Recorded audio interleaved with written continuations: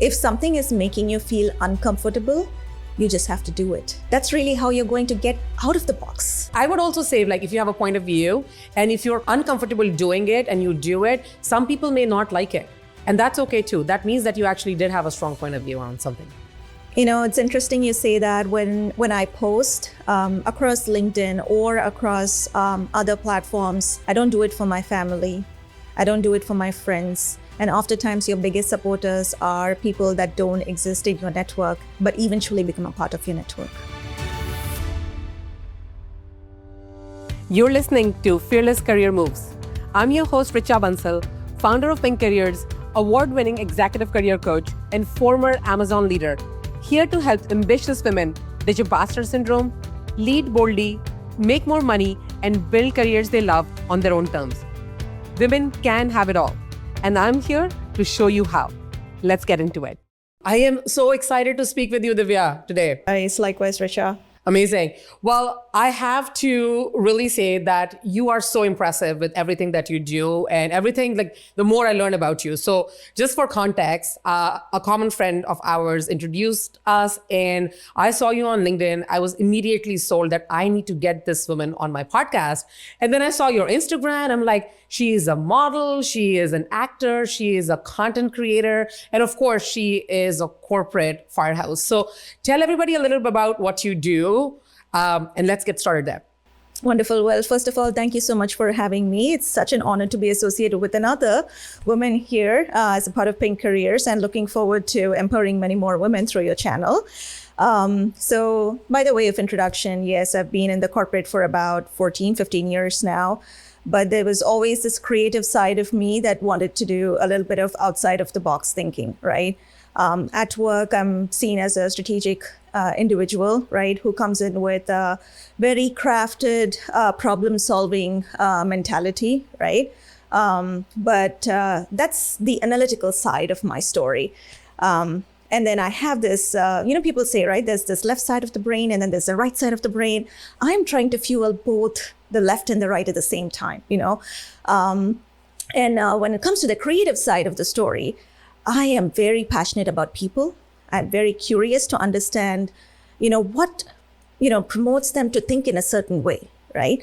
And you start thinking about marketing instincts, data-driven analytics. And that's when I started my journey on social media. So if you take a look at my LinkedIn, that's a completely different persona. And you take a look at my social media side, that's a completely different journey that I have. But somewhere in the future, I do believe that both these skills are going to merge and coincide. And we can have a powerful conversation about it today. Amazing. I guess what I love about what you said is that you have to fuel both the left side and the right side of your brain, right? You have to fuel both the analytical side of your brain and also the creative side. And you recognize that professional sides are different than social sides, are also different than what you do at work. And at the same time, there are some things that are common amongst all three. And you do it in a way that really allows you to build a thriving personal brand in a way that you really connect with, that, and then in a way where you can use it to not only grow your personal pursuits, but also really grow your professional career, right? And I think that's the piece that I want to tackle first. So many times I have had women come to me and say that, Richa, I am really afraid to post on LinkedIn. I think that is one of the biggest qualms I see the women that I work with have, is that I am really, really afraid to post on LinkedIn. I am really afraid to have a personal brand on LinkedIn because what will my employers say? Or they will find out that suddenly I'm active on LinkedIn. So that means that, I might be looking for a new job. So I'm just curious from you, like when you started on LinkedIn, did you have any of those fears? Like, what will my employer say if I start to have a personal brand here? So I think your personal brand is your professional image, but it's at scale, right? To me, a personal brand is all about how people are going to remember you when you're not there in the room or when your name is said out loud, right? There are avenues to grow your personal brand. LinkedIn is just one modality. Instagram is another modality. I might be playing my guitar in a club, and that's a different modality, right? At workplace, I've learned that, yes, to your point, let me take a minute to be vulnerable about this, right? When I started my social media journey, I was very, very hesitant to show that side of my life to my corporate audience, right?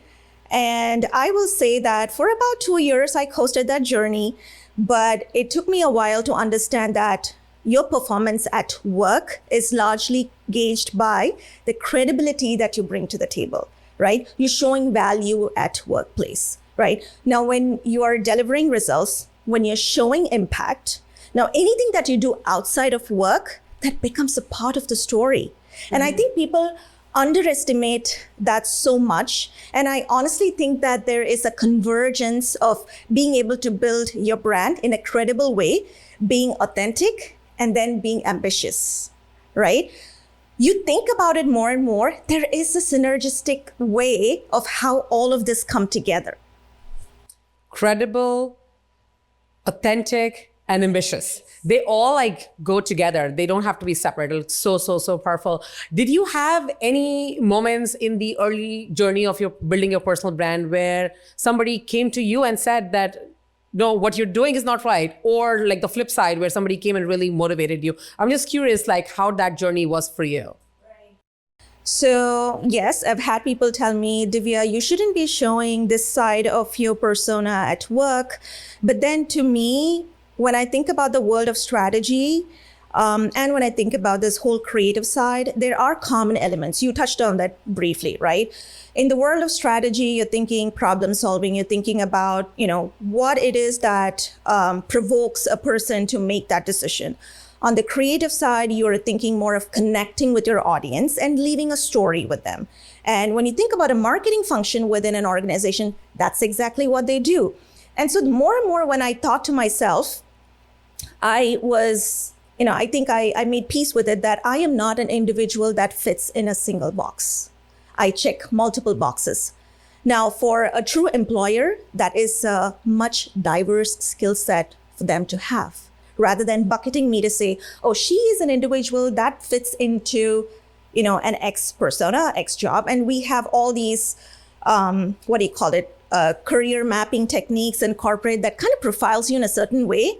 And I think I'm much beyond that, right? We don't want, and if I had to say something to women today, don't shrink yourself. Don't fit in that single box. It's okay to get, multiple checks into multiple different boxes. And that is what makes you such a diverse personality.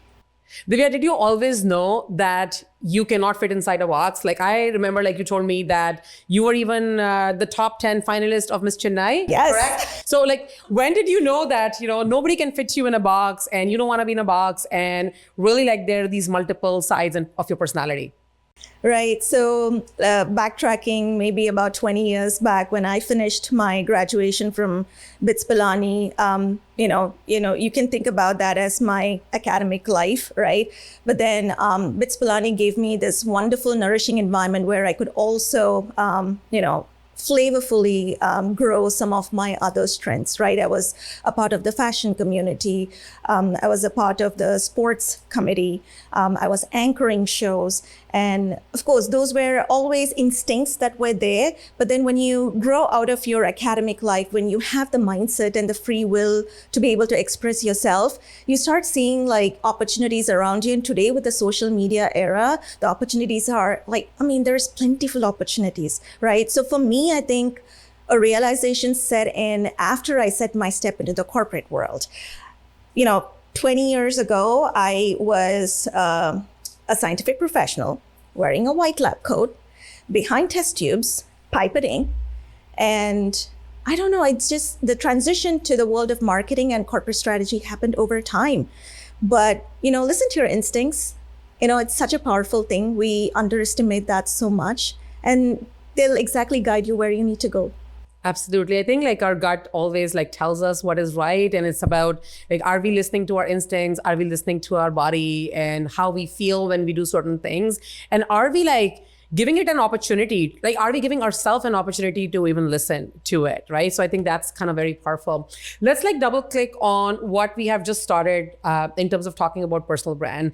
And I feel like we have kind of, it's important to really distinguish between what we are saying is your personal brand on LinkedIn or a professional side or from like a perspective where like like your organization may have a lens on, or your professional network may have a lens on, and like social. When we say social, we are kind of hinting more towards platforms like Instagram and so on and so forth. So I would love to hear from you, kind of how do you think about your personal brand in the context of LinkedIn? So think about a woman, think about somebody who doesn't want to be boxed into their day job, who doesn't want to be recognized just by their title, right? Because your title is not your personal brand. How can they like just start on LinkedIn? How can they start on LinkedIn?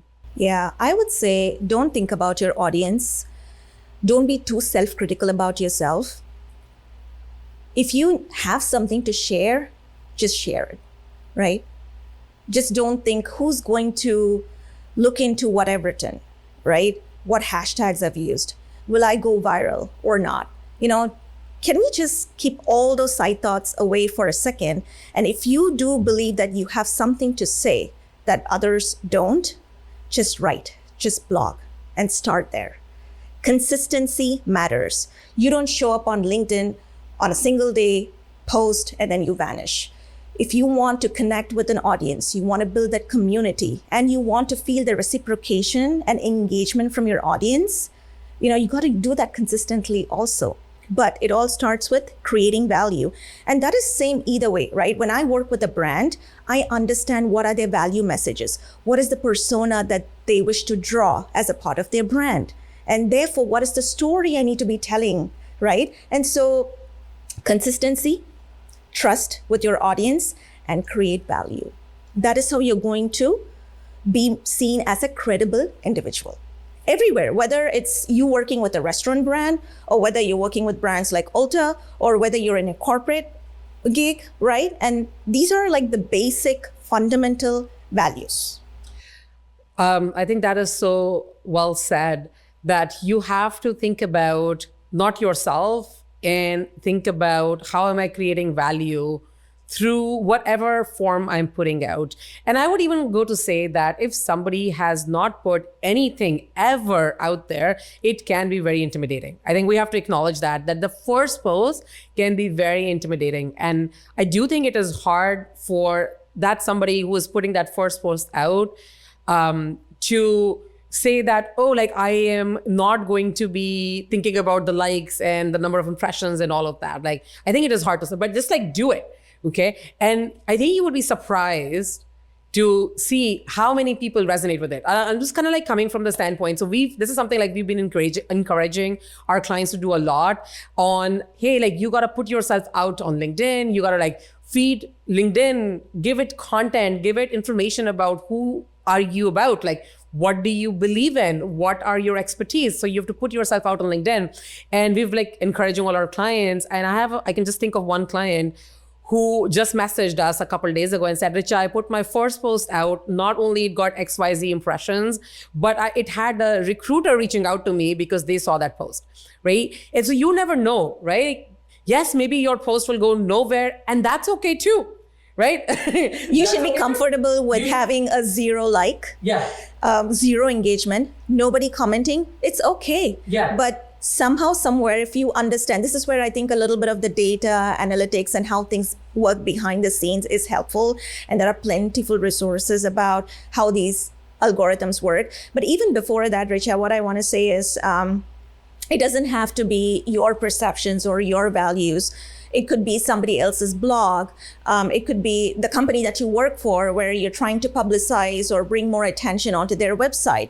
These days, as you think about the digital era, it's all about clicks. It's all about, what type of KOLs or key opinion leaders are we attracting to our brand, right? And so when you start thinking about more and more, it doesn't have to be something that you have to write by yourself, right? Start by resharing somebody else's content, right? Now, again, everything has a guardrail, right? I wouldn't say there's a fine line. There's actually a very thick line.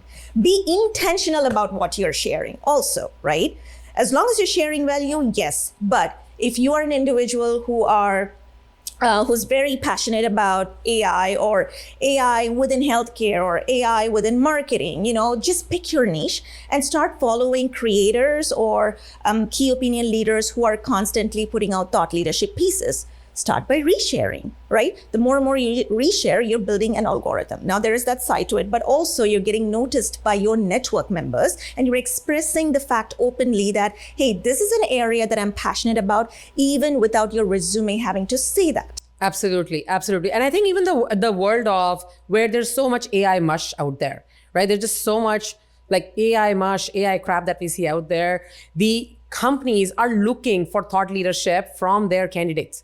Okay, they're looking to understand who to bring to the team, who can help us solve these big, ambiguous, hairy problems they themselves are struggling with, right? And so the more you can, again, you can start with baby steps by sharing somebody else's thought piece with your little comment on it, but grow your cadence and grow your comfort, but start to share your opinion, because companies are looking to understand who is the leader, who has an opinion, who has a point of view that we want to bring to the team. In fact, like that is the biggest thing that we've seen, especially if you are like targeting leadership roles, you want to grow in your career, you want to grow in your organization, you have to demonstrate that you have a point of view. I would say if something is making you feel uncomfortable, you just have to do it. Yeah. Yeah. That's really how you're going to get out of the box. Yeah. Yeah. And I would also say, like, if you have a point of view and if you're uncomfortable doing it and you do it, some people may not like it. And that's okay too. That means that you actually did have a strong point of view on something. You know, it's interesting you say that. When I post across LinkedIn or across other platforms, I don't do it for my family. I don't do it for my friends. And oftentimes your biggest supporters are people that don't exist in your network, but eventually become a part of your network. Yeah. Oh, so beautiful. So beautiful. I remember so vividly still. I had a amazing woman who used to work for me. She was in my team back when I used to work for Schlumberger. And she, one day when I was, the time when I was leaving Schlumberger, I remember like she told me, Richa, you are my biggest mentor. And I didn't even realize that I was a mentor to her. Over time, I have gotten so many clients for Pinkcareers. And I'm like, how did this person even find me? And when I asked them, okay, how did you find me? How did you learn about me? They said, I've been following you for years on LinkedIn. And I was like, but I don't recognize your name because you never liked anything or you never like commented on anything. And that's when I really realized that you have so many like silent followers. There are so many silent mentees. You are a mentor with everything that you do. You are a role model with everything that you do. So beautiful that you're not like sharing on like your thoughts, your opinion, you know, whatever you have to say for yourself. You are doing this for that person who may not be even in your network, but they are benefiting from it. And these platforms do a wonderful job of coding them by your first connection, second degree connection, and tertiary connections. But I believe in karma. And if you are putting in your heart and soul, and if you're being consistent, if you're being intentional, things will happen for you.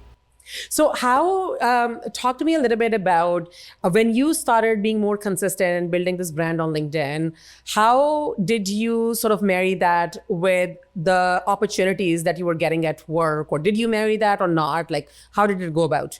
Yeah, so like I said, it's the same skills that I have in LinkedIn and off LinkedIn, in my corporate and out of my corporate world. It's the same skills, but expressed in different forms, because I'm being exposed to in different environments, right? To me, I think building my presence on LinkedIn or any form of social media has helped me be a better storyteller at work. There might be a slide, that's just a tool aid, but people look at you for your voiceover and what you need to produce in front of clients, right? Backtracking 5 years ago, I would say I was not a very good storyteller. No, I was not. I learned over time. And connecting with my audience at work, and just even under the B2C or direct consumer consumption of my content, it is very important to understand what level of empathy they carry, right? And what is the level of trust you're building with your audience. Now, these are again common tactics that apply anywhere, right?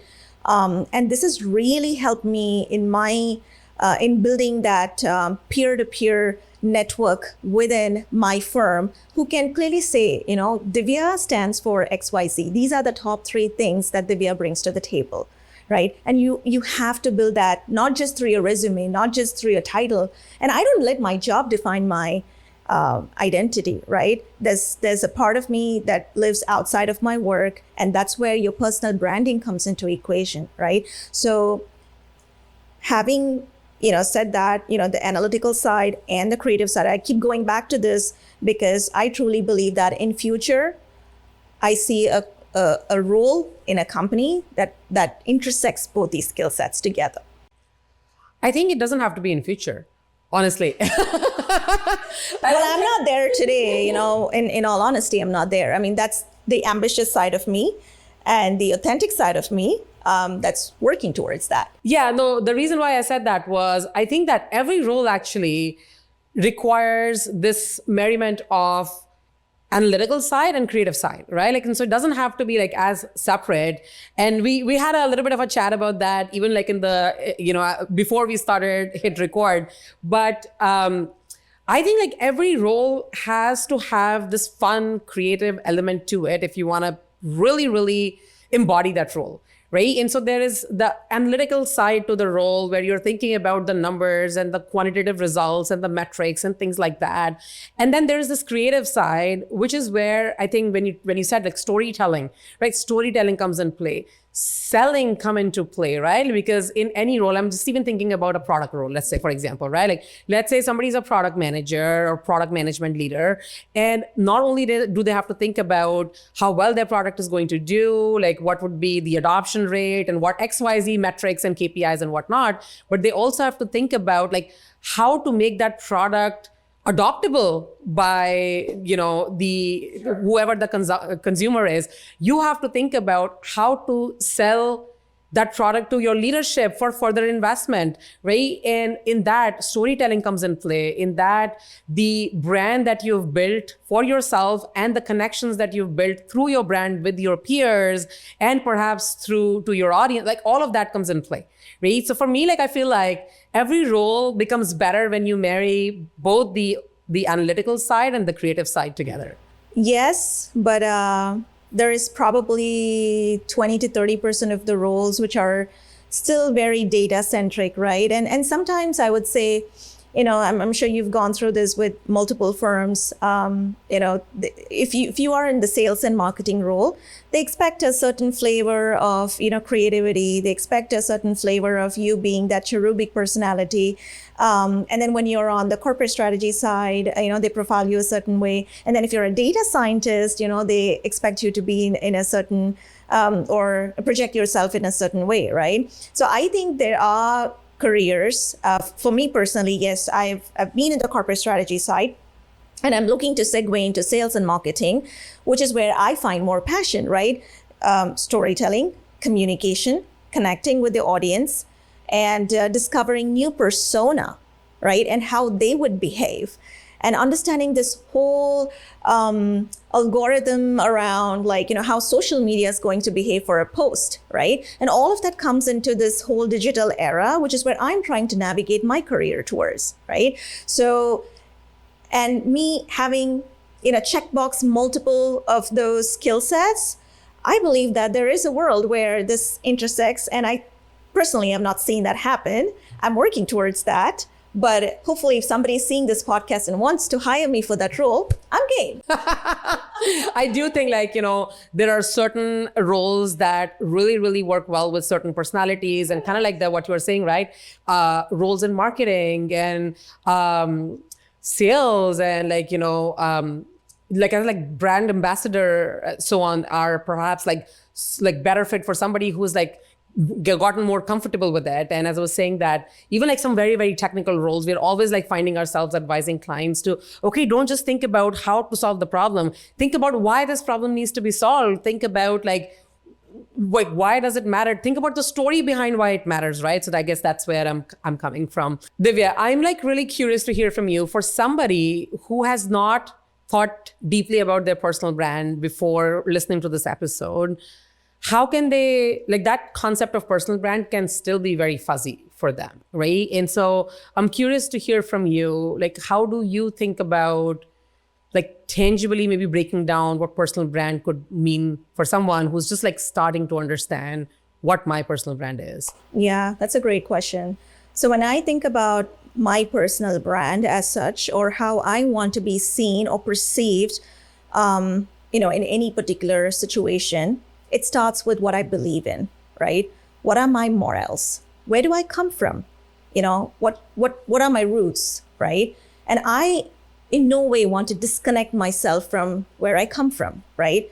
I'm an Indian. Recently, we walked through the road of immigration and, finally got our citizenship. That is a part of my story. Now, I recently wrote a snippet about it on LinkedIn, and that garnered a lot of attention, right? And at my workplace, I was very deliberate in letting my manager know that, hey, I'm going for my oath ceremony. This is very important. We have coasted through 18 years in this country, going through all the immigration hassle. That's just one example to say you can still be authentic, you can still connect yourself to your roots, and you can present yourself in certain situations and be vulnerable, and it's totally okay. And that is how you're going to connect with your audience and build that brand slowly and steadily. But the first question that I would ask yourself is, what do I believe in? What are my goals in life? Where do I come from? Are they aligned with where I want to go, right? Now, there might be mismatches that you figure out, as you pass through different phases. If you had asked me the same question when I was 20 years old, I might not have given you a clear answer. But today, as I'm heading through that mid-career level, wanting to transition into the next step in my career, these are some of the things that I think about, right? When I want to build a team tomorrow, when I want to be seen as that people leader, what is it that I want to pass it on to them, right? There are some values that I truly believe in that as part of my leadership mantra, right? That might not be the beliefs that are in existence today in corporate culture, but I am open to say that, I am a very direct communicator. I cannot talk wishy-washy things. It might work in certain situations. It might not be appreciated in certain situations. And I'm perfectly fine with that, right? So again, going back to your roots, what do you believe in? And the moment I realize that I am not being my authentic self, that job is not for me. That is not where I would thrive, right? And you start investing some time into that, that will lead you into some form of branding for yourself. This is what Divya stands for. This is what she believes in, and this is what she brings to the table, when you work with her. This is the experience that you get when you employ her on a certain project. Your resume might tell you what you've done in the past, right? Your personal brand is how you're going to give that experience to somebody. Yeah. And that comes from your morals and values, where you come from, what you practice. On social media, of course, we all have a part of our life which we don't put it out there. But again, it's all about culture. It's all about community, lifestyle, eating habits, right? When I work with a restaurant brand, I don't work with a brand if they, let's say, cut this, but then I'm going to rephrase what I'm saying. When I work with a restaurant brand, I make sure that, they serve vegetarian food. Just because I'm being hired as an influencer, that doesn't mean that I would go about promoting brands which don't align with my values, right? Clothing, there is so many good-looking women out there. There's so many content creators and influencers out there that promote a certain brand, right? But when Divya is promoting a particular brand, they know it is coming from her heart, right? And be open about saying what works for you and what doesn't work for you. And that is how you're going to be able to form that credible personal brand with your audience. Absolutely. I think you have to really, really start with truly understanding your values, yes. Right? And I want to say that sometimes it can be hard to identify that and really say with confidence, and simply because that we grow in an environment where we allow others, we absorb so much from others and listening to others like around us. I think especially I'm kind of speaking again from more like the Pan-Asian community, the South Asian community. Like we grow up in an environment where we're always like valuing others' opinion over our opinion. So it can seem difficult to start with, but you gotta like start there. And that is the only way to be authentic. And that is the only way to know that this is that you're going to be happy. Because if you are not in alignment with what truly are your values, you will almost always feel like something is missing. In your gut, you will always feel like something is missing. The minute you find yourself disconnected from yourself, you know that it's not meant for you. You're not meant to thrive in that environment. And I have been in those situations. I've walked away from roles that were presented to me because I know that that requires only a polished version of me. And I still have to let go of a certain persona, and when there is no fit for match, then it's okay to walk away from that role. Yeah, right. Absolutely. And you should be okay with that decision, right? It might put in maybe 5 to 10 years for you in your career to get to that position. But if you're not happy what you're doing, then it is not meant for you. Absolutely. And also like when you are truly connected with your values, like when you are truly aware of what your values are, then you build that connection that lasts. For a very long time. For a very long time, whether that be in corporate, with your company, with your best mentors that turn into sponsors, or with people if you're trying to build a personal brand online, right? Like as you do brand deals and whatnot, like you gotta be really authentic. And without that connection, that personal brand is just going to be very superficial. People can see through you, if you don't come out as someone that is very authentic and you're there just for the sake of it. It does show up in some sense, Absolutely. Right? Either in the way you present yourself, your body language. There's so many cues that you can take from the other person to just understand why they are there and what is their objective, right? And I don't want to be seen for that. If I am not comfortable going to an event, I will not. And most of my friends and family know this about me, that I get invited to a lot of events, but I don't go there because I know the minute I go there, I have to behave a certain way. It does require a certain energy level. And if that's not me, I choose to say no. Yeah. So values, being very connected with your values is the first thing. What else do you think about when it comes to personal brand? I think it doesn't hurt to take an articulation training at some point, Sometimes these are skills that don't come to you naturally. And I think it's worth investing and looking up for those mentors in the space that can help you with articulation training, helping you communicate what you think in your mind and forming that connection of these are my ideas, but then how do I communicate that to my audience? Right? And that is number 2, I would say. I mean, anybody that has asked me, Divya, how have you learned over the years of how to communicate with people and get your point across the table in a crystal clear way? That is such an undervalued skill today. Just being able to get your points A and B to the table and getting them from a problem to solution state, that is such an undervalued skill. And I feel that as someone, if I can tell a thing or two, articulation training has definitely been, has brought in remarkable effect on me, I would say. Did you work with a coach? Did you take a course? I'm curious if you have any resource, like be free to share that. Okay, as well. sure. Yeah. Yeah. So I follow this person called Vin. Mm-hmm. And he is so good with articulation training and just communication.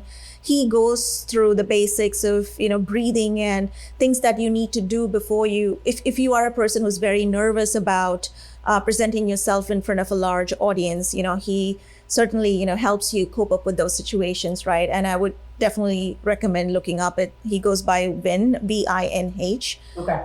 And he's been offering a lot of, corporate coaching sessions. And I've been a recipient of a few of his online programs as well. Okay. Amazing. We will link that resource in the show notes. And it is so amazing that you say that, because I totally agree with you. The other day yesterday I recorded an episode with my own communication and business coach. And so he's a renowned speaker. He's so amazing. And the thing that I love about him and the work that he does is that he talks about how to sell without sounding salesy, or how to sell without sounding pushy. And if you think about it, right, you're selling on a daily basis, right? Like in your corporate life, if you are a professional, you want to grow in your career, you want to be a leader, you're selling every day. You're selling for your team so that the team can get more resources and budgets and investments. You're selling your leaders on investments in you and your promotion. When you go to interview rooms, you are selling the hiring manager on why they should hire you. If you have, side hustles and businesses that you want to build, you're always selling, right? And you want to be able to sell again. I think this connects so beautifully with personal brand, because if you have an authentic personal brand and you just like show up authentically, I think at the core of it, I feel personal brand is nothing but showing up in your true authentic self. 100%. I love that. So that you build that connection and so that whatever you say, the other person is bought in to you. Correct. 100%. Yeah. So articulation training and kind of presenting yourself in a way where the other person connects with you is so key. Yes, 100%. So I definitely recommend looking up. Again, I think it all goes back to how effectively you're able to relay your point to your audience. And there is this nuance of managing up and managing down when it comes in an organization, right? And if you're not a good communicator, you're not going to be visible, right? Again, there's something that that just came to my mind about for women, especially. I think visibility can often be mistaken for self-promotion, right? We're not here to do that, right? Sounding credible and being useful and being seen as a creative asset will take you a long way. So I don't want folks to be thinking about the fact that, building a personal brand means it's all about vanity and self-promotion. It is not, right? I also think self-promotion is not bad, when you actually really understand what self-promotion is all about, right? Self-promotion at the end of the day, if you can add a negative connotation to it, or you can have a positive connotation to it, right? Self-promotion for me really is all about, again, having a personal brand that allows you to get the resources and the budgets and the investments that you need to grow your impact. So just as an example, in the context of the workplace, right? When somebody can say, oh, you are being self-promotional if you're talking about whatever work you're doing and whatever work your team is doing. And I would say, no, you being able to talk about the work that you do, you being able to talk about the work that your team is doing is allowing others to see, allowing your leaders to see why this is important so that they can put more investment towards this. And guess what? Guys do it all the time. They just don't put the negative connotation to it. I think men do it much better than women for what you said. Self-promotion, I think, can work in certain situations as long as it is giving you to seek for advocates at work, right? If it is a means for you to win 4 or 5 of your mentors to advocate that, hey, she's ready for her next level, totally okay, right? What I meant by self-promotion in the context is more in the side of social media and in LinkedIn. You can sound hollow, if you don't know your stuff. Absolutely. That is self-promotion in a negative context. Absolutely. Right? Yeah. So you gotta be really authentic in, and you have to really ask yourself that am I doing this for my advantage, or am I doing this because really I want this. Am I doing this just to be shallow and hollow and just to my advantage at the disadvantage of somebody else? Or am I doing this because this will truly allow me to further my impact, right? And together with that, be able to impact, so many others around me. And it's kind of the same thing I like to talk about when we say office politics, right? Office politics can carry a very negative connotation, and it can also be very positive when office politics can be all about just understanding who's in your circle, right? The office dynamics, what's in it for them. And when you think about it from that way and strip away the negative connotation, then it can do so many. Can be very powerful. Yes. Like I said, as long as it can help you win advocates for your work who can vouch for your work, then just go about showing your work to every single person that matters, right? So the other thing that comes to my mind about us brown women thriving in corporate environments, it's not easy. It's not made easy for us. We're juggling multiple roles, right? And so building that one single brand, I think, is going to help us enable coast through some of the challenges that don't exist for men today. Would you agree? I think so. I think that I kind of like see it from the lens of when you do the work to really recognize what your values are, and you do the work to really recognize really what you stand for, which is the conversation we are having about personal brand. When there are like all these different demands on women, on the mental workload, the biases that still exist in the workplace with, even like things like self-promotion or whatnot, the how women can be labeled as, again, self-promotional, or like when they are assertive and direct, be labeled as aggressive, like all these different like biases that still kind of exist. I feel like having that personal brand and knowing very clearly, this is what I stand for, this is what really excites me, this is where I want to go, allows you to come back to center when there is so much noise going on. So I kind of like see it from that standpoint, that sometimes you have to work harder to cut through the noise of everything that we are responsible for. And I want to like acknowledge that there are some wonderful, I think the society is changing, like our partners are changing. We're like having more and more like equal partners at home. So I don't want to like discount that at all. But I do think generalizing, women do take that extra mental workload. They do have that extra noise that they cut through.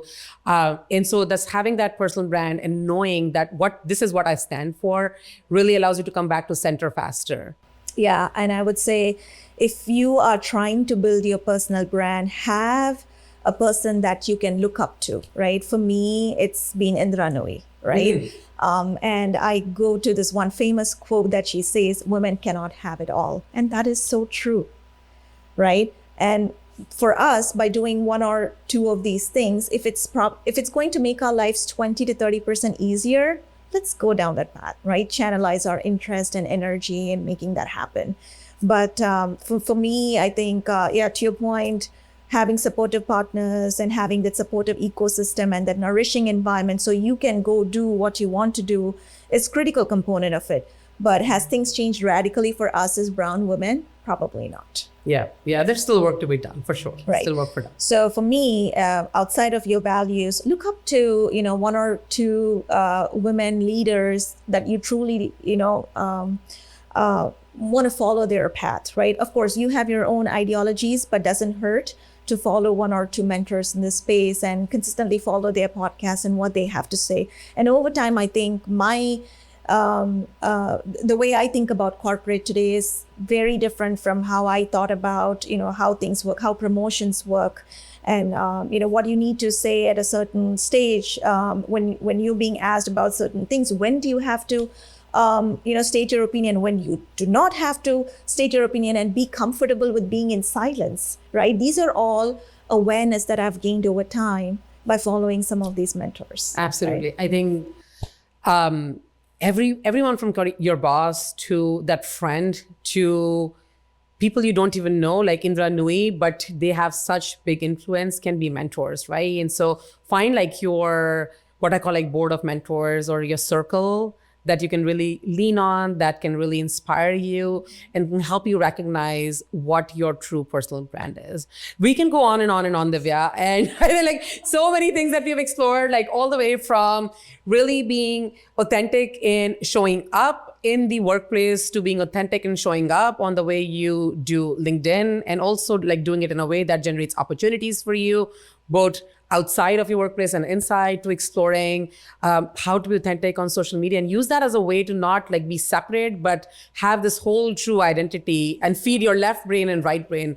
If a listener wants to take away one thing from the session today, what do you think that would be for you? Yeah, I would say, at least for me, these are not separate skills, right? These are complementary skills that have enabled me to check multiple boxes, right? And please, for women, don't shrink yourself to fit into a box, right? It's okay for you to be that diverse persona and exhibit that side of you at work. But of course, be mindful, be intentional, and make yourself useful in whatever you do, right? And align those with your values. And that will take you a very long way.